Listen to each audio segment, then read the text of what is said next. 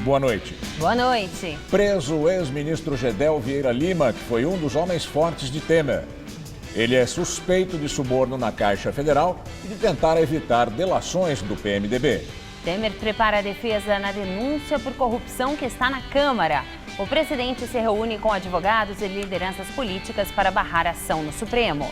A Comissão de Ética Pública investiga os ministros Gilberto Kassab e Marcos Pereira. Os dois foram apontados na delação da JBS Friboi em pagamento de propinas. O ex-presidente da Petrobras, José Sérgio Gabrielli, fala ao juiz Sérgio Moro e diz que era impossível ao controle interno descobrir o esquema revelado na Lava Jato. Sérgio Cabral é acusado de receber mais de 120 milhões de reais. Desta vez, o dinheiro é do setor de ônibus.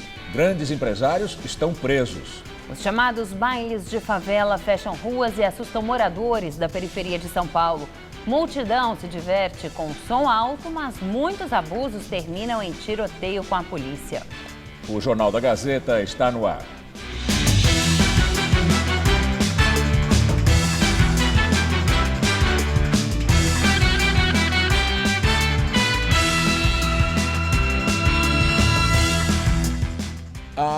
Os chamados pancadões ainda são um pesadelo para os moradores da periferia de São Paulo. Apesar de uma lei estadual, em vigor desde fevereiro, que proíbe o som alto em vias públicas, as festas que são combinadas pela internet chegam a atrair mais de 3 mil pessoas nos fins de semana. E com elas, abusos, drogas e até tiroteios. Vai! Tá longe de ser secreto ou de ser surpresa. Na internet, eventos públicos anunciam e a multidão comparece. No baile da Marconi que ela vai dar uma sarrada. No baile da Marconi que ela vai dar uma sarrada. Marconi, Iraque, são festas populares na zona norte de São Paulo. Os chamados bailes de favela fecham as ruas sem qualquer permissão. Para os moradores, o problema é bem pior do que a falta de silêncio a noite toda. Briga, orgia, prostituição, tiroteio, coisas graves, drogas, prostituição infantil, né? Desde fevereiro já está em vigor uma lei que proíbe a realização de bailes funks a céu aberto aqui em São Paulo. Só que aqui no Elisa Maria, onde acontece o fluxo, nessa rua, os maiores pancadões de São Paulo, nada mudou. Os transtornos para a vizinhança continuam iguais, toda sexta e sábado, até às 7 horas da manhã do dia seguinte. Na esquina da rua Pedro Alba, com a Manuel Aquilino dos Santos, acontece há anos a concentração do fluxo, como chamam os frequentadores. A partir das 5 da tarde da sexta-feira, a rua calma se transforma. E quem vive aqui não tem muita opção. Na verdade, os moradores ficam acuados dentro dos lares, né? Aqueles que realmente é contra, né? E acaba se fechando e se trancando dentro de casa. Nem mesmo as janelas são abertas, para evitar a retaliação. Já foram ameaçados? Já fomos. Já teve até mesmo pessoas que querem invadir os lares, né? O homem, que tem medo de revelar a identidade, diz que, para quem tem crianças, é ainda mais desgastante, porque tudo que acontece é explícito. O sexo é à vontade. Isso é feito na rua, no meio do grupo, até no meio das pessoas. A lei dos pancadões ainda não pegou, mas no papel a norma diz que é proibido emitir ruídos sonoros classificados de alto nível provenientes de aparelhos de som de qualquer natureza, ainda que acoplados ou rebocados por veículos. E prevê multa de R$1.000 para quem desobedecer à lei. Quem insistir na infração fica sujeito a pagamento dobrado e, se reincidir outra vez, multa 4 vezes mais cara. Mas com mais de 3 mil pessoas nas ruas, sem liderança clara, com gente de fora da comunidade, quando a polícia aparece, tem até tiroteio.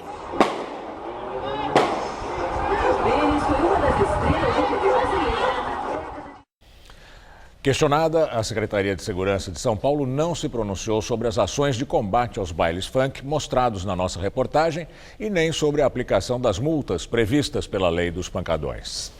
O prefeito de São Paulo, João Dória, reinaugurou hoje os Arcos do Jânio, na Bela Vista, região central da cidade.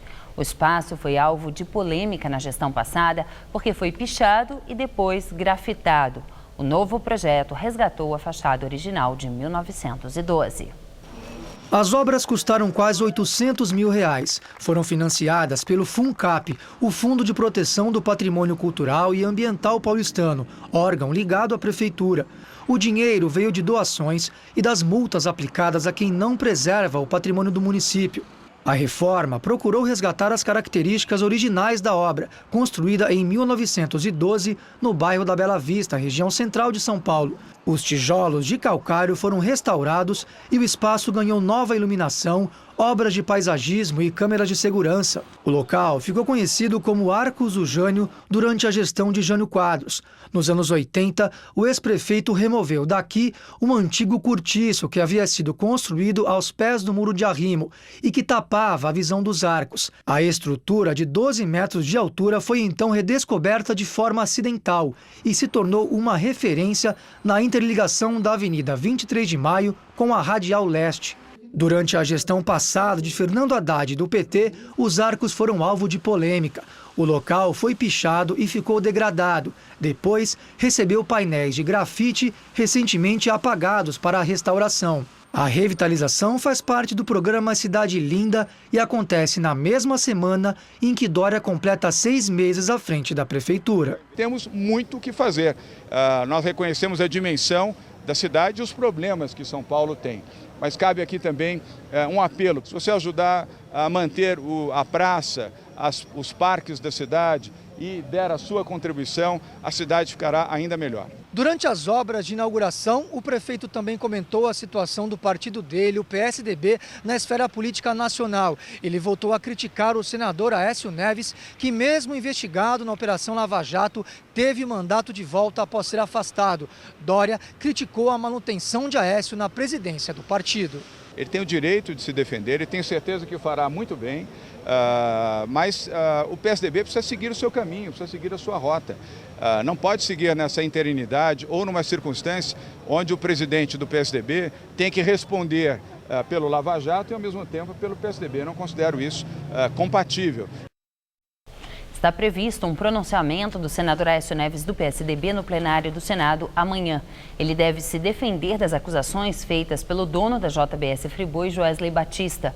Aécio ainda deve ouvir colegas do PSDB antes de decidir se reassume a presidência do partido, que é ocupada interinamente pelo senador Tasso Gereissati. Mais um esquema de corrupção comandado pelo ex-governador Sérgio Cabral, do PMDB, é alvo de operação do Ministério Público Federal do Rio de Janeiro e da Polícia Federal. As investigações apuram desvios de mais de 260 milhões de reais no transporte público do estado. Cabral já é réu em 11 ações. 10 pessoas foram presas, entre elas o presidente da federação que reúne as empresas de transporte do estado do Rio, Leles Teixeira, o ex-presidente do Departamento de Transportes Rodoviários, Rogério Onofre, e o vice-presidente da Rio Ônibus, da capital, Otacílio Monteiro. Na casa dele, a polícia encontrou R$1 milhão em espécie. A Polícia Federal apreendeu ainda quantias em moedas estrangeiras e joias. Um dos maiores empresários do ramo, Jacó Barata Filho, foi detido ontem à noite no aeroporto do Galeão. A operação teve de ser antecipada depois que a Força Tarefa recebeu a informação de que Jacó embarcaria para Portugal só com a passagem de ida. Ele nega. O esquema de propinas teve os detalhes revelados pelo doleiro Álvaro Novis em delação premiada. Era ele que coordenava o recolhimento do dinheiro nas garagens e gerenciava os pagamentos. Segundo o Ministério Público Federal, as empresas de ônibus do Rio distribuíram R$500 milhões para políticos e agentes públicos, inclusive do Tribunal de Contas do Estado. Quase metade teria sido paga a autoridades com foro privilegiado, cujos nomes não foram revelados. O ex-governador Sérgio Cabral, do PMDB, apontado como o chefe de mais um esquema criminoso, de acordo com a investigação, recebeu a maior parte, R$122 milhões entre 2010 e 2016. A questão dos pagamentos ao Sérgio Cabral continuaram não só após o fim do mandato dele como governador, mas também após a prisão de desses operadores financeiros que fazia essa contabilidade paralela. E a partir de então, o Carlos Bezerra começou a fazer esse recolhimento nas empresas de ônibus. Com esquemas criminosos já desvendados nas secretarias de Obras e da Saúde, os procuradores afirmam que Cabral loteou toda a estrutura governamental do estado do Rio. O Sérgio Cabral, mesmo após ter largado o governo em 2014, ele manteve uma influência política decisiva aqui. Ele tinha muitos créditos a receber da FETransport, em razão de negociatas que ele fez durante o seu governo. Então, sempre que havia um reajuste, o Sérgio Cabral recebia prêmios da FETransport e ele distribuía esses prêmios entre a organização criminosa dele. É importante dizer aqui que esse é um dos esquemas criminosos talvez mais antigos existentes aqui no estado do Rio de Janeiro. Todos que estão aqui do estado conhecem esse esquema e, ao mesmo tempo, ele é um dos mais maléficos, porque ele prejudica justamente a população de baixa renda, que é quem usa esse transporte público diariamente. Os procuradores citaram 2 transportadoras de valores usadas pelo esquema, a Transexpert e a Prosegur, encarregadas de recolher e ocultar o dinheiro da propina. Em nota, a FETransport afirmou que colabora com a polícia e que está à disposição da Justiça para os esclarecimentos necessários. Polícia Federal prende o ex-ministro Gedel Vieira Lima, do PMDB, ex-articulador político do presidente Michel Temer e ex-ministro da Integração de Lula. Gedel foi preso na Bahia por determinação da Justiça do Distrito Federal dentro da Operação Cui Bono, que investiga fraudes na liberação de recursos do Fundo de Investimentos do FGTS da Caixa. O mandado é de prisão preventiva, quando não há prazo para a soltura. Gedel foi vice-presidente de pessoa jurídica da Caixa Econômica Federal no governo Dilma. A prisão foi baseada nos depoimentos do doleiro Lúcio Funaro e do empresário Joesley Batista. Segundo o Ministério Público Federal, Gedel estaria agindo para atrapalhar as investigações. O objetivo seria evitar que o ex-presidente da Câmara, Eduardo Cunha, e Lúcio Funaro fechassem delação premiada. De acordo com os delatores da JBS, Gedel teria atuado no sentido de assegurar que Cunha e Funaro recebessem vantagens indevidas. Entre as provas contra o ex-ministro estão mensagens enviadas para o celular da mulher de Funaro, sondando a possibilidade do doleiro fechar colaboração com a Justiça. Antes de ser vice-presidente de pessoa jurídica da Caixa, Gedel foi ministro da Integração no governo Lula e, no início do mandato de Temer, ocupou a Secretaria de Governo. Ele fazia a articulação política do Planalto com o Congresso e com empresários. Ele deixou o governo no final de novembro, após ser acusado por Marcelo Calero, então ministro da Cultura, de ter feito pressão para que ele liberasse um empreendimento numa área nobre de Salvador. Gedel tinha um apartamento no local. Além de Gedel, devido ao esquema de corrupção na Caixa, já estão presos Eduardo Cunha, Henrique Alves, Lúcio Funaro e André Luiz de Souza. Cunha, Henrique Alves e Gedel eram do grupo do PMDB da Câmara, o mesmo do presidente Michel Temer. Em depoimento à Polícia Federal no mês passado, Funaro disse que Temer sabia do esquema de corrupção na Caixa e que parte do dinheiro desviado abasteceu o PMDB, presidido por Temer por vários anos. Ele nega as acusações. O nome de Gedel apareceu na investigação da Caixa após análise de conversas registradas em um aparelho de telefone celular apreendido na casa de Eduardo Cunha.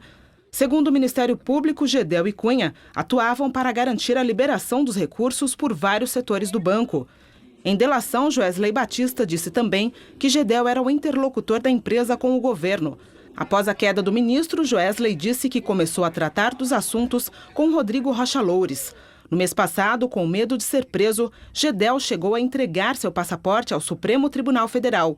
Ele colocou ainda seu sigilo bancário à disposição da corte. Agora o comentário de Josias de Souza, direto de Brasília. Ele fala da prisão de Gedel.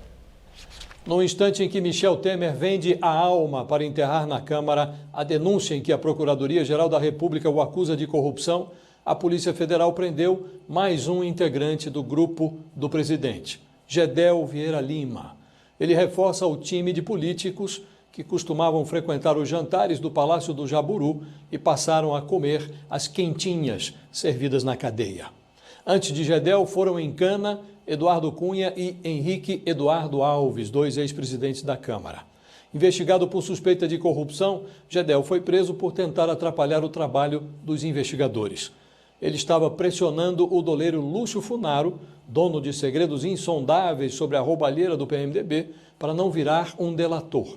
Ironicamente, o Planalto agora teme que o próprio Gedel, ex-ministro de Lula e Temer, ex-vice-presidente da Caixa Econômica sob Dilma Rousseff, passe a flertar com a hipótese da delação.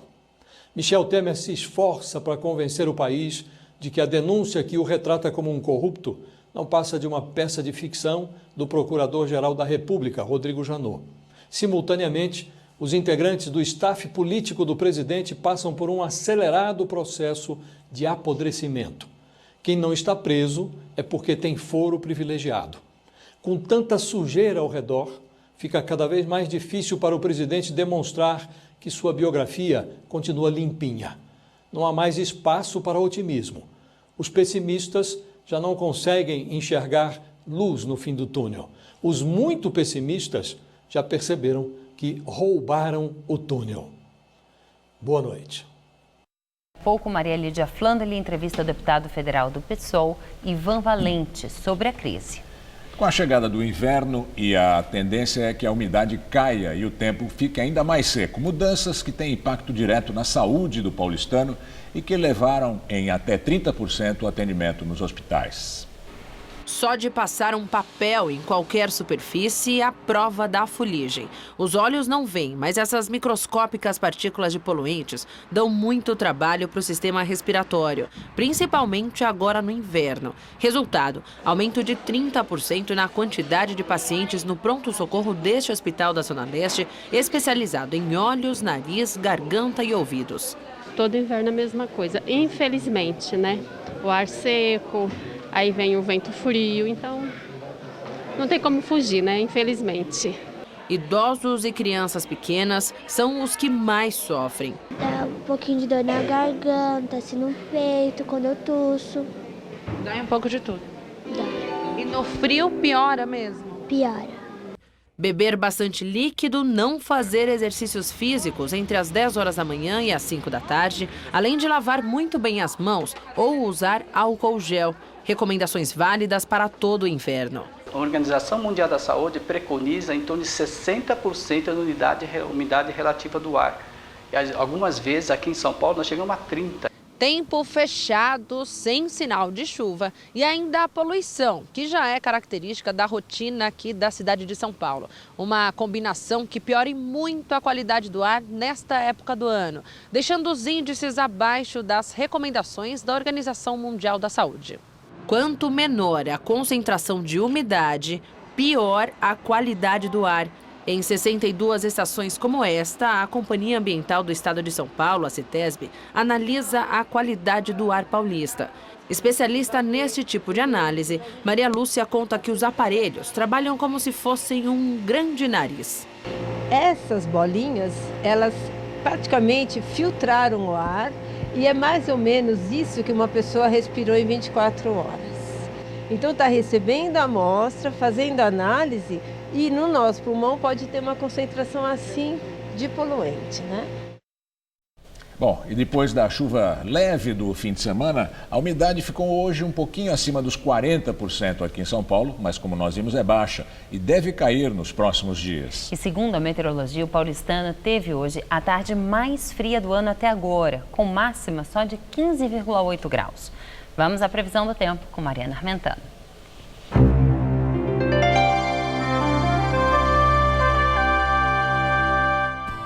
Para os próximos dias, o destaque vai ser a intensificação da massa de ar polar que já está atuando sobre o país. Essa massa vai manter as temperaturas baixas em todo o sul e o sudeste. E uma frente fria chega ao norte da Bahia. E interagindo com as instabilidades tropicais, vai provocar chuvas a qualquer hora amanhã do leste baiano até o Rio Grande do Norte. E olha, atenção, porque toda a costa leste do Nordeste já está em alerta máximo para mar agitado e vento forte. Vamos ver aqui a nossa tabela de temperaturas? Nessa terça-feira, em Maceió, tempo fechado com máxima de 27 graus. Em Natal, chove a qualquer hora, mas faz até 29 graus. Em BH, teremos muita nebulosidade, temperaturas entre 10 e 18 graus. Em Curitiba, sol com muitas nuvens e termômetros entre 9 e 14 graus. Para São Paulo, a previsão é de um dia de sol entre nuvens na maior parte do estado. Mas aqui na faixa leste, a umidade que o vento traz do mar ainda favorece a formação de muitas nuvens, o sol aparece pouco e chove a qualquer hora no litoral paulista. Nas outras áreas, apesar da nebulosidade, não chove. As temperaturas continuam baixas. Em Marília, mínima de 8 e máxima de 19 graus. Na cidade de Franca, friozinho também, não vai fazer mais que 17 graus à tarde por lá. E no litoral, máxima só de 22 graus em Caraguatatuba e de 21 graus em Santos. Para a capital, a tendência é de tempo firme e gelado para os próximos dias, viu?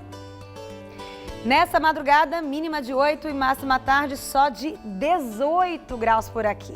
Aí na quarta-feira o tempo abre mais, mas as temperaturas não sobem muito, ficam só em 19 graus durante a tarde. E na quinta-feira a máxima prevista é de 20 graus por aqui. Comissão de Ética Pública da Presidência abre investigação de 6 integrantes do governo, entre eles os ministros da Ciência e Tecnologia, Gilberto Kassab, do PSD, e do Desenvolvimento, Indústria e Comércio, Marcos Pereira, do PRB. Os nomes apareceram nas delações da JBS Friboi. Em delação premiada, o empresário Wesley Batista, da JBS Friboi, disse que a empresa pagou quase 30 milhões de reais em propina para o ministro da Ciência e Tecnologia, Gilberto Kassab. Segundo o delator, mensalmente, Kassab recebia 350 mil reais, pagos pelo grupo, na expectativa de um dia utilizar a influência política do ministro, a chamada reserva de boa vontade. Kassab está no governo federal desde a gestão Dilma, à época no Ministério das Cidades. Já sobre Marcos Pereira, do Desenvolvimento, Indústria e Comércio, o empresário Wesley Batista disse que acertou com o ministro o pagamento de 6 milhões de reais. Em contrapartida, Pereira atuaria para a liberação de um empréstimo de 2 bilhões e 700 milhões na Caixa Econômica Federal ao grupo da JBS Friboi. De acordo com Wesley, no ano passado, Marco Pereira, presidente do PRB, o procurou pessoalmente para acertar a propina, que deveria ser paga em parcelas de 500 mil reais por mês. De acordo com o executivo, até o fechamento da delação, foram transferidos ao ministro 4 milhões e 200 mil reais. Também serão alvo de investigações da Comissão de Ética Pública 3 ex-ministros. Fernando Pimentel, ex-ministro de Desenvolvimento, Indústria e Comércio, é acusado de receber mensalmente 300 mil reais durante o governo Dilma. Os valores seriam destinados à campanha dele ao governo mineiro. O petista foi eleito governador em 2014. Guido Mantega, ex-titular da Fazenda, é suspeito de ter pedido recursos para distribuição entre partidos políticos. Além disso, teria se beneficiado por obter informações privilegiadas das negociações do grupo JIF pela aquisição da empresa Swift, na Argentina. Já Gedel Vieira Lima, ex-articulador político de Temer, vai ser investigado pela suposta intermediação de pagamentos feitos por empresários da JBS Friboi ao ex-presidente da Câmara, Eduardo Cunha, e ao doleiro Lúcio Funaro, pelo silêncio dos dois que estão presos.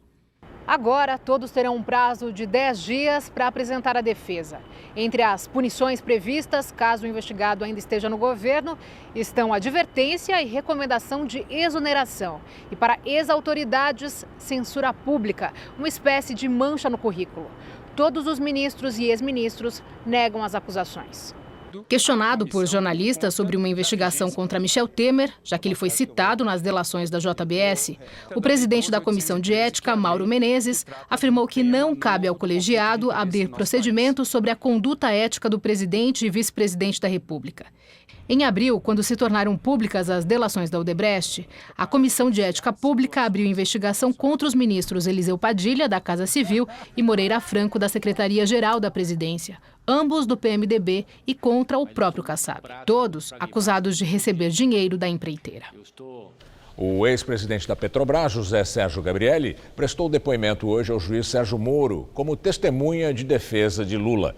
Na audiência, ele afirmou que era impossível ao controle interno da estatal descobrir o esquema revelado pela Lava Jato.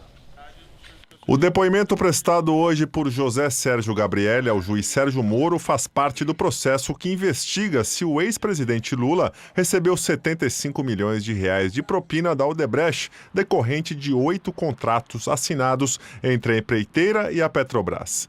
Questionado pelo Ministério Público Federal sobre o motivo da empresa não ter identificado o grande esquema de corrupção, Gabrielli disse que os participantes driblaram os controles internos da companhia. Como que o senhor explica não ter sido identificado isso antes? Eu acho que está a explicação, porque o que foi divulgado pela Operação Lava Jato, o que foi divulgado pelos réus confessos, é que eles fizeram todas as operações fraudulentas fora dos sistemas da Petrobras, respeitando os limites admitidos pelos procedimentos internos da Petrobras e realizando as operações de transações de valores com empresas interpostas, com terceiras e quartas e quintas empresas que sequer eram de conhecimento da Petrobras.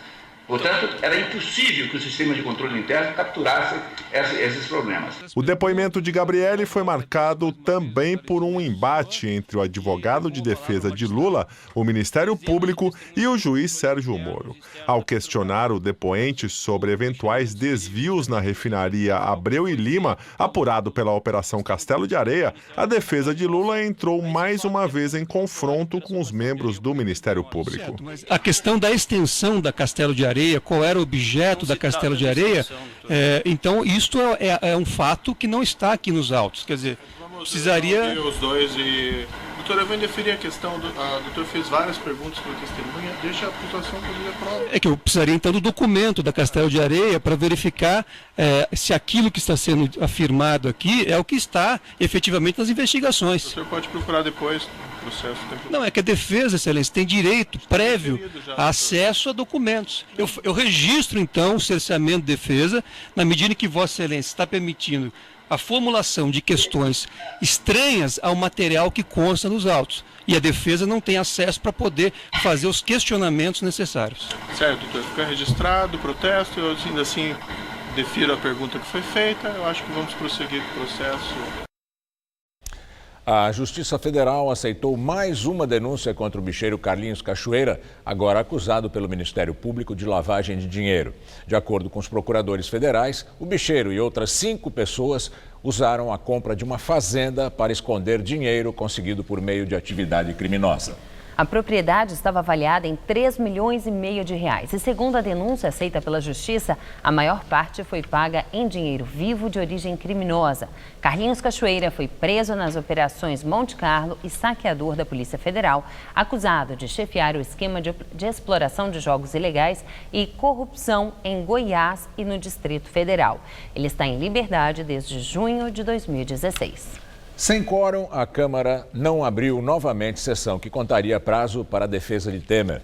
A base governista e a oposição duelam para escolher o relator da denúncia contra o presidente na Comissão de Constituição e Justiça da Câmara. Pela segunda vez, a Câmara não conseguiu quórum para abrir a sessão. Hoje, apenas 19 dos 513 deputados marcaram presença. São necessários ao menos 51 parlamentares registrados. Na prática, o esvaziamento dá mais tempo a Temer. A denúncia contra ele chegou na Câmara na quinta-feira passada e a notificação ocorreu no mesmo dia. A partir daí, passou a contar o prazo de 10 sessões para que o presidente apresente a sua defesa. Enquanto isso, a base governista e a oposição travam um duelo para saber quem será o relator da denúncia na Comissão de Constituição e Justiça. O relator deve ser anunciado amanhã, segundo o deputado Rodrigo Pacheco, do PMDB de Minas, presidente da CCJ. Pacheco afirmou que escolherá alguém que tenha conhecimento jurídico e com relativa independência. Nos bastidores, Pacheco é pressionado pelo governo, que quer um deputado aliado com o Planalto. Já a oposição defende um parlamentar independente. Os 2 deputados favoritos para a relatoria são Alceu Moreira e Jones Martins, ambos do PMDB do Rio Grande do Sul. O Palácio do Planalto quer que a denúncia seja rejeitada na CCJ. Temer espera contar com o apoio de ao menos 40 dos 66 deputados da comissão e conta com a ajuda dos partidos aliados para garantir este quórum. Na semana passada, o deputado Major Olímpio do Solidariedade, que criticou o Temer, foi substituído da comissão. Ele contesta a troca.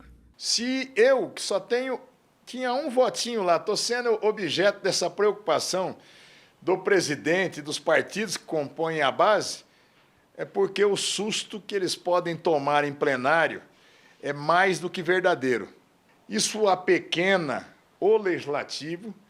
O poder legislativo brasileiro passou a ser um puxadinho do Palácio do Planalto, aonde vêm as ordens lá e a maioria dos deputados e senadores se curvam, se prostram pelas comodidades e vantagens pessoais. Isso é lamentável. Independente do resultado na CCJ, a matéria vai para a análise do plenário. Lá a votação é aberta, exemplo do que ocorreu durante o impeachment de Dilma Rousseff. Por enquanto, nenhum partido da base do governo já fechou apoio ao presidente Michel Temer. No papel, ele reúne uma base com cerca de 325 deputados. A movimentação em Brasília nesta semana promete ser intensa. Os líderes devem se reunir para definir o posicionamento a adotar em relação ao caso na Câmara. Temer precisa garantir pelo menos 172 deputados para que a denúncia seja arquivada. Hoje, o presidente discutiu o tema com aliados e se reuniu com advogados para tratar a estratégia de defesa. Segundo os advogados, a defesa de Temer na Câmara deve ser entregue ainda esta semana. Na denúncia, o presidente da República e seu ex-assessor, Rodrigo Rocha Loures, são acusados de corrupção passiva. Segundo o procurador-geral da República, Rodrigo Janot, os R$500 mil que estavam na mala e que foram entregues a Rocha Loures pela JBS eram destinados a Temer. Ele nega. E agora o comentário de política com Bob Fernandes. Pesquisa Datafolha constata: o Brasil está tomado pelo desalento e medo. O Brasil está numa encruzilhada e numa das pontas dessa encruzilhada está o fascismo. Segundo nas intenções de voto para 2018, na quinta-feira, num evento, Bolsonaro informou: minha especialidade é matar. Num programa de TV, Bolsonaro já pregou uma guerra civil para, segundo ele, fazer o que a ditadura não fez: matar uns 30 mil, começando pelo FHC. O candidato a presidente é favorável ao pau de arara e à tortura. No ambiente de avacalhação e autoavacalhação da política, Bolsonaro avança. Apodrecimento e nanismo da política e consequente vácuo levam ao gigantismo de outros poderes e atores e ao desequilíbrio. Delfim Neto, na Folha, disse hoje: o setor privado, o tal mercado empresariado, anulou, leia-se, comprou, a única força que controla o capitalismo, o Congresso. No consórcio se inclua decisivos setores do sistema judiciário e das mídias, com excessos ou omissão na atuação, disputando o vácuo de poder. Muitos supondo ser possível escolher indefinidamente e de acordo apenas com seus interesses quem deve ganhar ou perder, ser condenado ou não, etc.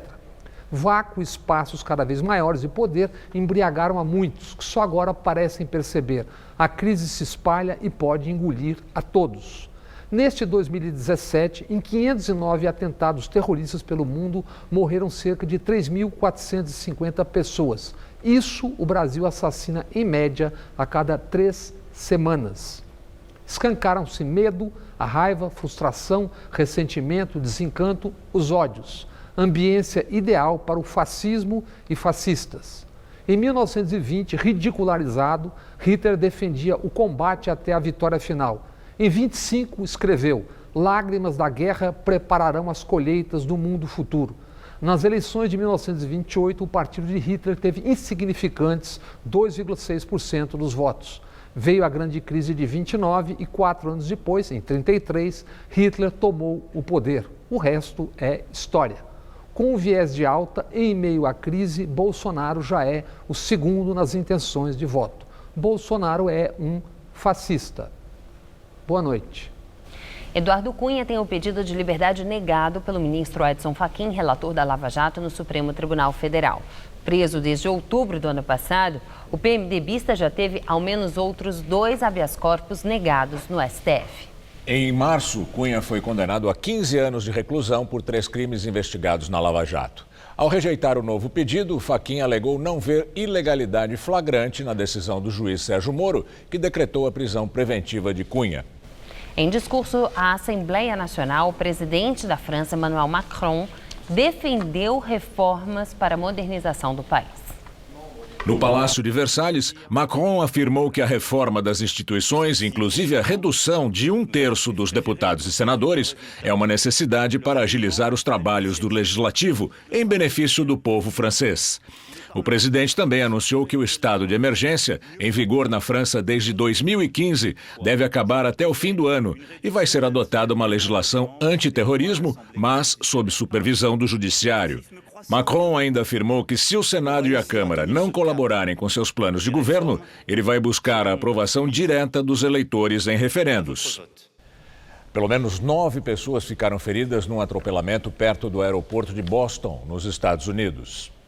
Um motorista de táxi de 57 anos estava estacionado perto do aeroporto quando confundiu os pedais e acelerou contra os pedestres. Ele foi preso e, segundo o Departamento de Segurança Interna, a possibilidade de atentado terrorista já está descartada. E na Alemanha, pelo menos 18 pessoas morreram e 30 ficaram feridas num acidente entre um ônibus e um caminhão. O ônibus levava 48 pessoas, a maioria turistas do estado da Saxônia, no leste do país. A primeira-ministra Angela Merkel classificou o acidente como terrível e anunciou que o governo vai abrir uma investigação para determinar por que o ônibus pegou fogo tão rápido e de forma tão intensa, já que, segundo as testemunhas, a colisão não foi tão grave a ponto de provocar um incêndio tão grande. Gasto do governo federal sobe mais que o dobro do permitido pelo teto. Pela regra, as despesas da União poderão crescer em 2018 um pouco mais de 3% em relação a 2017. Este percentual corresponde à inflação oficial acumulada em 12 meses até junho deste ano. Mas a previsão é que as despesas obrigatórias com INSS, aposentadorias de servidores federais e benefícios de idosos e pessoas com deficiência de baixa renda vão crescer 8%. O limite para o crescimento de gastos da União é uma das principais medidas econômicas anunciadas como grande feito do governo Michel Temer. E a balança comercial brasileira apresentou superávit, exportações maiores que importações, de 36 bilhões de dólares no primeiro semestre. Segundo os números divulgados hoje pelo Ministério da Indústria e Comércio Exterior, é o melhor resultado para o período desde o início da série histórica, em 1989. Em junho, as exportações superaram as importações em 7 bilhões e 100 milhões de dólares. Esse também foi o melhor junho em 29 anos e o segundo melhor mês de todos, perdendo só para maio deste ano. E agora vamos ao comentário de economia com Denise Campos de Toledo. O saldo comercial é um dos bons dados da economia. A safra agrícola e outros produtos básicos ainda têm um peso relevante, mas aos poucos os manufaturados vão recuperando espaço. A indústria reduziu muito a presença externa no período em que ficou focada na expansão da demanda doméstica e perdeu competitividade ainda com a manutenção artificial do dólar baixo. O produto nacional ficou com menos condição de competir aqui e no exterior. Só que agora, ampliar as vendas externas é a saída para driblar a fraqueza do consumo interno. Consumo que não terá reação mais forte enquanto o desemprego permanecer elevado e o crédito caro e restrito. Mas até nesse sentido, tem dados que podem produzir efeito mais para o final do ano. Um deles é a inflação baixa. Hoje mesmo foi divulgado o IPCS da Fundação Getúlio Vargas com deflação de 0,32% em junho, a primeira queda desde 2006 e alta em um ano, em 12 meses, de apenas 3,44%. O IPCA, o índice oficial, deve ir pelo mesmo caminho, o que ajuda na recuperação da renda dos trabalhadores, já que os salários devem subir em percentuais maiores. Por outro lado, com essa inflação e o crescimento fraco da economia, começa a ganhar força de novo a aposta no corte de 1 ponto na taxa básica de juros na reunião deste mês do Copom. O impacto também não será grande no curto prazo. Os bancos continuam bem cautelosos pelo risco da inadimplência, que segue em alta. Mas são esses sinais, assim como o bom desempenho da agricultura, que devem garantir algum crescimento este ano. Nada excepcional. O país continua com problemas estruturais, principalmente esse rombo das contas públicas. Mas deve sair do vermelho, o que já é alguma coisa. Eu volto na quinta. Até lá. E agora as notícias do esporte com Rodolfo Gamberini e Michele Janela. Logo depois do esporte, Maria Lídia Flandoli entrevista ao vivo o deputado federal Ivan Valente, do PSOL. Corinthians venceu mais uma e disparou na liderança do Campeonato Brasileiro numa rodada que acabou custando o emprego do neófito Rogério Ceni, mas um empregão, né, Michele? É verdade, né? Ficou com uma bela multa de 5 milhões de reais. Bom, Gamberini, boa noite. O Corinthians abriu 7 pontos de vantagem sobre o vice-líder Grêmio e agora é líder isolado do campeonato. O fim de semana ainda teve vitória do Palmeiras, empate do Santos e mais essa derrota do São Paulo, com direito aí à demissão do mito tricolor. Veja os gols do final de semana. No sábado, o Palmeiras recebeu o Grêmio no Pacaembu e o único gol da partida foi marcado contra pelo volante Machado, após cruzamento da direita feito por Rafael Veiga. Final, Palmeiras 1, Grêmio 0. O Santos foi a Goiânia e o juiz viu um pênalti nessa jogada em cima do atacante Breno Lopes. Na cobrança, a bola tocou no goleiro, na trave e depois sobrou para Andrigo empurrar para dentro. 1-0 Atlético Goianiense. Na sequência, Thiago Maia acertou um belo chute de fora da área e deixou tudo igual. Santos 1, Atlético Goianiense também 1, placar final. Na Arena Itaquera, o Corinthians venceu o Botafogo após essa linda jogada de Pedrinho, que terminou com a finalização do atacante Jô. Corinthians 1, Botafogo 0. No Rio de Janeiro, o Flamengo derrotou o São Paulo. Guerreiro abriu o placar cobrando falta no ângulo, sem chance de defesa para o goleiro. O segundo dos cariocas saiu em uma rápida troca de passes dentro da área, com finalização do meia Diego. Final, Flamengo 2, São Paulo 0. Bom, e essa derrota do São Paulo foi a sexta seguida. O time entrou na zona de rebaixamento e já estava mais do que na cara que o Rogério Ceni estava fora, né, Michele? Ah, é verdade. Apesar do diretor do time dizer que não na semana passada, né? São 6 meses de trabalho do Rogério Ceni à frente do São Paulo, 37 jogos. Ele acumulou aí apenas 14 vitórias, 13 empates, 10 derrotas como treinador. E o maior ídolo da história do clube deixou o comando do time colecionando eliminações. Campeonato Paulista, Copa do Brasil e também a Sul-Americana. E agora... Após a derrota por 2-0 para o Flamengo no Rio de Janeiro, a entrada do time na zona do rebaixamento e o 6º jogo consecutivo sem vitória no Campeonato Brasileiro, o técnico Rogério Ceni foi demitido do São Paulo. O anúncio oficial foi divulgado no início da tarde desta segunda-feira, em nota divulgada pela diretoria do clube. O Rogério, que esteve à frente do São Paulo por pouco mais de 6 meses, completou 37 jogos no comando, com 14 vitórias, 13 empates e 10 derrotas, um aproveitamento de 49,5%. Esse aproveitamento, inclusive, por ser superior à média de desempenho dos últimos 3 treinadores do clube, dão a Rogério o direito de receber o valor de uma multa rescisória, valor que equivale a 5 milhões de reais. A diretoria do São Paulo e o ex-goleiro, ídolo da torcida, ainda não conversaram sobre esses termos e fica a expectativa se o Rogério vai ou não cobrar e aceitar esta multa. Diretoria do São Paulo que na noite desta segunda-feira se reúne, uma reunião mensal, e desta reunião pode inclusive sair o nome do novo treinador do São Paulo Futebol Clube. Dos técnicos que estão no mercado, Dorival Júnior, que recentemente esteve à frente do Santos, é o mais cotado. Com as informações do São Paulo, Jonas Campos para o Jornal da Gazeta. E você ainda chama o Rogério de mito? Ainda. Eu acho que ele não foi chamado de burro pela torcida, ele saiu numa boa hora, gente. Mas o Rogério Ceni pegou um atalho. Eu acho que ele foi com muita sede, né, ao pote, sabe? Apesar de ter sido um escudo da diretoria para esse cargo. Mas, assim, o Tite começou aos poucos, né? O Muricy Ramalho, o Luxemburgo, todos começaram em times pequenos para depois assumir um cargo tão grande. O Zidane, por exemplo, fez 3 anos de curso para treinador de futebol, né? Depois foi auxiliar do Ancelotti, depois treinou o Real B para chegar onde ele chegou. Então, acho que o Rogério Ceni tem muita capacidade, mas... não era hora de assumir um time desse tamanho. Não, ainda não. Tá bom, Michele. Boa obrigado noite, e até amanhã. Boa noite. Até amanhã. Juliana.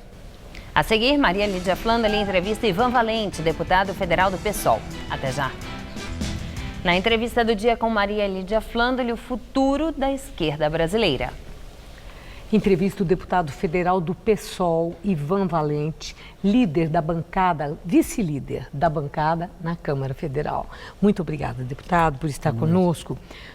O senhor viu hoje a pesquisa publicada pelo Instituto Datafolha sobre o que a população brasileira pensa sobre as ideias da esquerda e chama a atenção uma preferência por essas ideias consideradas uma ideologia de esquerda em relação a um pensamento mais conservador, considerado mais à direita. Que avaliação o senhor faz daquela pesquisa? Olha, eu acho que o Brasil viveu um momento muito ruim, né? Obscurantista, retrógrado, uma política econômica que é o pensamento único. E isso agora teve um preço grande. Foi aí com o governo Temer. O maior cabo eleitoral da esquerda, no geral, é o governo Temer. Porque é corrupção, é uma política econômica que está com muito desemprego, com retirada de direitos dos trabalhadores. Então, nesse sentido, as pessoas estão muito insatisfeitas. Então, as ideias gerais de esquerda que nós defendemos falam em igualdade social, em distribuição de renda, em garantia de direitos. Ora, isso são ideias muito mais generosas. Onde que estão as ideias mais conservadoras? Na área de costumes. É onde, por exemplo, o Bolsonaro se alavanca. É a questão do aborto, é a questão das drogas, etc. Mesmo nas questões ligadas a direitos civis, a sua visão homofóbica mostrou-se aí nas pesquisas como um retrocesso. A maioria... Quer dizer, há no país um avanço em relação à tolerância. Tolerância, exatamente, entende? Porque o que ele prega é o ódio. É o ódio, né? É uma ideia fascista. Então, nesse sentido, eu acho que essa pesquisa ela vai mostrar uma abertura maior para nós pensarmos um novo projeto de nação para o Brasil. E eu vejo que grupos de esquerda, partidos políticos, representantes dos movimentos sociais têm se reunido exatamente no sentido de para uma reflexão sobre os rumos da esquerda no Brasil. Vocês têm clareza do que seja o pensamento de esquerda e há uma união entre esses representantes dos diferentes grupos? Ora, a esquerda viveu experiências diversas no nosso país. Quem liderou a esquerda durante décadas, né, foi primeiro o Partido Comunista Brasileiro e na década de 80 para cá o Partido dos Trabalhadores, que eu fui fundador, inclusive, e saí depois de 25 anos. Então, hoje eu estou no PSOL, que representa, na minha opinião, ideais reais de esquerda, programático, ideológico, né, com um projeto de protagonismo popular, ética na política. Bom, lógico que para nós, estar junto com os movimentos sociais, com aqueles que lutam por direitos dos trabalhadores, é essencial. Em segundo lugar, não valorizar excessivamente a institucionalidade. O parlamento, embora a disputa institucional seja fundamental, tanto que nós estamos lá e assim por diante. Agora, os partidos hoje passaram por experiências, o PT passou. E desgaste também. Um desgaste grande de poder, de ter que ter carimbado pela direita brasileira como um partido corrupto. E as revelações da Lava Jato que mostraram que houve um envolvimento e desvios enormes com políticas de alianças espúrias, com financiamento privado de campanha, que é o que a gente procurou se preservar. Mas mais do que isso, a adesão a uma agenda liberal em matéria de transformações sociais e garantia de direitos. Agora, deputado, vocês reconhecem hoje que o PT continua sendo a liderança da esquerda brasileira? Eu não reconheço a liderança do PT como esquerda brasileira. Eu reconheço que o PT é um partido grande, é um partido presente e vai continuar sendo por algum tempo. E o ex-presidente Lula é o maior nome da esquerda? O presidente Lula? O presidente Lula é a maior referência, ele foi a maior referência. Não, pergunto se continua. Ele é, nas pesquisas, sem dúvida, uma pessoa ainda muito conhecida, querida por um setor da população. A questão é saber se ele representa ainda o sonho e o projeto de esquerda transformadora. E o que é que vai poder mostrar significa se isso ainda acontece? A primeira questão é saber se ele lidou com o Meirelles, a Dilma botou o Levi, e se o Lula subir de novo, ele vai botar o Meirelles de novo. O pessoal nunca aceitará isso, porque esta agenda é a agenda dos bancos. Essa agenda é a agenda do capital financeiro e do agronegócio. E Guilherme Boulos, né, o líder do MTST, ele está sendo apontado como o novo líder nacional da esquerda, um nome novo que apareceu aí e que vem sendo bem sucedido. No seu entender, ele pode ser um eventual substituto de Lula? O Guilherme Boulos é uma liderança muito importante, eu acho que surgiu do movimento vivo, da luta de massas, obteve conquistas importantes no movimento social e tem uma visão política e um projeto na cabeça. Mas ele não é nem filiado a nenhum partido político ainda, mas faz parte desse esforço coletivo que está em diversos partidos, que está no PSOL também, para reconstruir um imaginário programático ideológico de esquerda com base no movimento social. Acredita no surgimento de um novo partido decorrente da fusão desses atuais partidos de esquerda do Brasil, inclusive o PSOL? Eu acho que a fusão de partidos de esquerda ou a criação de federações que pode ocorrer, Maria Lídia, de acordo com uma reforma política, não é simples de fazer. É muito mais provável que setores que têm uma afinidade programática acabem se juntando para fazer algo maior, que passe além de um partido, né, mas que represente uma frente. Pode ser, mas não quer dizer nada ainda. Nós estamos ainda gatinhando, caminhando. É cedo, no seu entender é cedo? É cedo ainda para dizer, sabermos. Porque a realidade e a conjuntura ela é muito dinâmica e nós não temos condições de prever o que vai acontecer, por exemplo, com as eleições de 2018 e com o crescimento do movimento social, porque eu acho que vai ter uma resposta grande logo ali adiante para criar energia política para um projeto de esquerda. Pelo que o senhor está falando, eu estou com a impressão que o senhor acredita que Temer vá até o fim do mandato. Não, é o contrário. O senhor admitiu eleições em 2018, quer dizer, que teremos ali as eleições para a sucessão de Temer? Eu acho que a tendência mais provável é o Temer não chegar a 2018. Okay. A solução que vai ser dada, nós não sabemos ainda se ela é pelas diretas, pelas eleições indiretas via Câmara dos Deputados. Okay. Mas eu espero que seja a solução em que o povo participe e não um conjunto só de parlamentares. Muito obrigada, deputado. Uma boa noite. Eu que agradeço. Gamberini. O Jornal da Gazeta termina aqui. A edição de hoje pode ser vista no site do Jornal da Gazeta. Eu te espero em nossa edição das 10. Até já. Boa noite e até amanhã.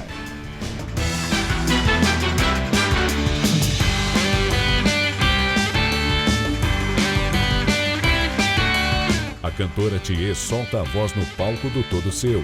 Hoje, 10h30 da noite.